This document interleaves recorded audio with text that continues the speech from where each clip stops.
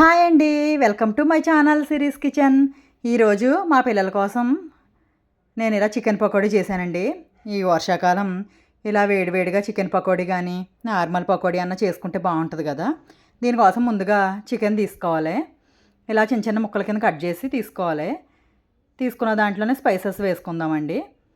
కారం, సరిపడా సాల్ట్, కొంచెం అల్లం వెల్లుల్లి పేస్ట్, చాలా కొంచెం వేసుకోవాలి. నేను కొంచెం క్వాంటిటీ తీసుకున్నాను. క్వాంటిటీని బట్టి వేసుకోండి. కొంచెం గరం మసాలా వేసి కొంచెం కార్న్‌ఫ్లోర్ కూడా వేసుకోవాలి. వేసుకొని బాగా కలిపేసుకుందాం. చూడండి ఇలా బాగా కలుపుకోవాలి. నాకు కారం బాగా రెడ్‌గా ఉంది కాబట్టి నేను ఫుడ్ కలర్ వేసుకోలేదు. పూర్తిగా ఆప్షనల్, కావాలంటే వేసుకోండి. తర్వాత ఇందులో ఒక నిమ్మ చెక్క పిండేసుకొని ఇది కూడా బాగా కలిపేసుకుందాం.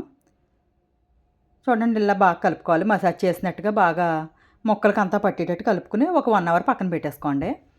1 అవర్ తర్వాత తీసి చూస్తే ఇలాగా చక్కగా మ్యాగ్నెట్ అయి ఉంటుంది. తర్వాత డీప్ ఫ్రైకి సరిపడగా ఆయిల్ పెట్టుకున్నాను. ఆయిల్ హీట్ అయిపోయింది. వేసేసుకుందాం పకోడీ. ఇలా ఒకసారి కలిపేసుకుని ఇలా కొంచెం డ్రైగా అయినట్టు ఉంటుంది, వేసేసుకోవాలండి.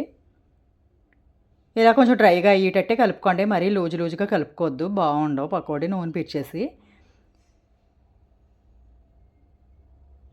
చూడండి ఇలాగ ఎన్ని పడితే అన్ని ఆయిల్లో పట్టినన్ని వేసేసుకోవాలి.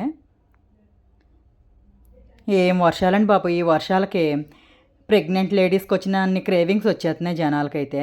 మా పిల్లలు అయితే మార్నింగే చెప్పేసి వెళ్తున్నారు వచ్చేటప్పటికి ఏ స్నాక్ రెడీ చేయాలో ఈ వర్షాకాలం. ఒకరోజు పకోడీలు అంటారు, ఒకరోజు బజ్జీలు అంటారు. ఇవాళ కొంచెం చికెన్ ఉంటే ఫ్రిడ్జ్లో చికెన్ పకోడీ కింద వేసేసాను. చూడండి ఇది బాగా కలుపుకోవాలి. మనం బాగా ఒక 1 అవర్ మ్యాగ్నేట్ చేసుకుంటే ఇలా బాగా గుల్లగా వస్తాయండి. మనకి అప్పటికప్పుడు వేసేసుకుంటే కొంచెం గట్టిగా వస్తాయి. అది చూసుకుని వేసుకోండి. ప్లానింగ్ లేనప్పుడైతే అప్పటికప్పుడు కలిపి వేసేసుకోవచ్చు. మనం ముందే చేసుకోవాలన్న ప్లానింగ్ ఉన్నప్పుడైతే ఇలా కలిపేసి పెట్టుకోండి. 1 గంట 2 గంటలు కూడా కలిపి పెట్టేసుకోవచ్చు. లేదంటే ఓవర్ నైట్ అంతా కలిపి ఫ్రిడ్జ్లో పెట్టేసుకున్నా బాగుంటాయి, గుల్లగా వస్తాయి. చూడండి వేగిపోయినాయి కదా. నేనైతే కలర్ అస్సలు వేయలేదు, అయినా మంచి రంగు వచ్చేసినాయి. కారం బాగా రెడ్గా ఉందండి, అందుకని బాగా కలర్ వచ్చినాయి.